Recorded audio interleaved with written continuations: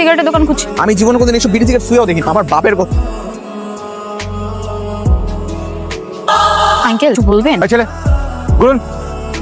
কাকু কিস করবেন? আমি কাকু না, আপনি কেন আমার কাকু দিতে যাবেন? কাপড়া দাঁতগুলো ফেলে দিব। তুমি এটা পরছো, এই শার্ট কেন পরেছো?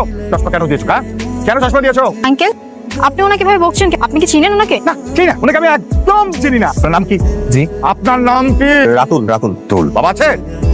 নাম কি বাবা? রায়হান আলী মোল্লা। রায়হান আলী মোল্লা। উনি কি করেন? উনি সবজি বিক্রি করেন। মনে মাথায় সমস্যা আছে, চলেন আমরা যাই। আসসালামু আলাইকুম। আইন আইন তাতে সত্যি করে বল কি বাবা থাকে না? আর তুমি ছাড়ো না, আমি বলছি আমাদের রাতুল না একটা মেয়েকে পছন্দ করে। তা পছন্দ করলে বাবাকে কাকু বলে ডাকতে হবে? হ্যাঁ বাবা বলো না। বলছিলাম কি রাতুল ছেলেটাকে তুই হ্যাঁ বলে দে। আমার কিন্তু ছেলেটাকে বেশ ভালোই লাগে, মানে দেখতে স্মার্ট, সুন্দর, ক্ষিত, ভদ্র, নম্র। আমার কেন যেন মনে হচ্ছে তোর আর ওকে মানে এই দুজনকে মানাবে। কিন্তু বাবা আমার বন্ধুরা বলছিল মধ্যে নাকি ঝামেলা আছে। কি ঝামেলা? ঝামেলাটা হলো পরিচয় নেই। তুমি কি ওর বাবা মার সঙ্গে দেখা করতে পারবা? অবশ্যই সবকিছু না দেখে শুনে আমার মেয়েকে বিয়ে দিই। এখনই একটা ফোন দিই। স্যার আসসালামু আলাইকুম। ওয়ালাইকুম আসসালাম। এই ছেলে ওই যে তোমার বাবা যে কি করে? আমার বাবা স্যার সবজি বেচে স্যার। কোথায় বিক্রি করে? ওই বেচে স্যার, ওই যে আমিন বাজার, কাঁচা বাজার মার্কেট আছে না, গুলিতে ভ্যানের মধ্যে করে বেচে। আচ্ছা শোনো না, কাল তোমার বাবার সঙ্গে দেখা করতে। অবশ্যই স্যার।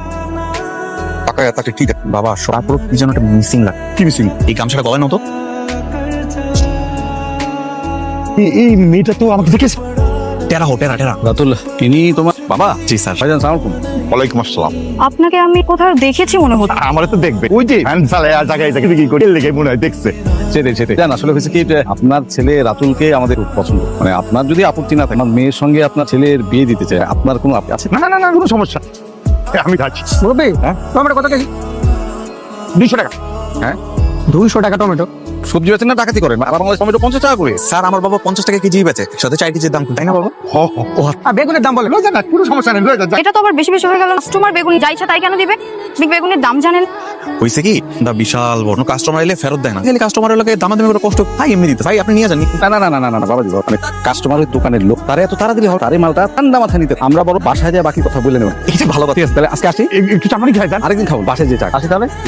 দেখো তোমাকে আমার পছন্দ হয়েছে, কিন্তু শর্ত আছে। কি শর্ত ম্যাডাম? প্রথমত এই ম্যাডাম আপনি এসব বলা বাদ দিতে হবে। ঠিক আছে, আমার থেকে ডার্লিং কুম। এই এত দূরে যেতে বলি নাই, আমাকে নাম ধরে রাখবে। ঠিক আছে, তারপরে শর্ত? দ্বিতীয় শর্ত, আমাকে কখনো মিথ্যে বলা যাবে, ধোকা দেওয়া যাবে না। যদি কখনো মিথ্যে বা ধোকা দিছো, আমি কিন্তু তোমার সঙ্গে থাকবো না। এটা বিয়ের আগে বা পরে। খাইছে রে, এখন ধরা পড়া মিথ্যার উপর চলতেছে। আচ্ছা পরেরটা পরে দেখা যাবে, বাকিগুলো শুনি। কি ভাবছো? না আমি তো এই শর্ত রাজি। তারপরে শর্ত? 3 নম্বর শর্ত হচ্ছে তুমি তো শিক্ষিত একজন মেধাবী ছেলে, আমাকে নিজের টাকা উপর সংসার করতে হবে। আমার বাবার কি আছে না আছে এটা কিন্তু মাথা ঘামানো যাবে না। রাজি, আমি একদম রাজি। কিন্তু প্রথম শর্ত হওয়া দরকার ছিল। আপনার শর্ত আছে? আচ্ছা এটাই সবচেয়ে বড় শর্ত। আমাকে অনেক বেশি ভালোবাসতে হবে, অনেক বেশি মূল্যায়ন করতে হবে। ঠিক যেমন একজন দিনমজুরের ঘরে একটু হীরার মূল্য অনেক বেশি। বুঝছি, এর লেগেই আপনারা দিনমজুর খুঁজতেছেন। এটা অবশ্য ঠিক।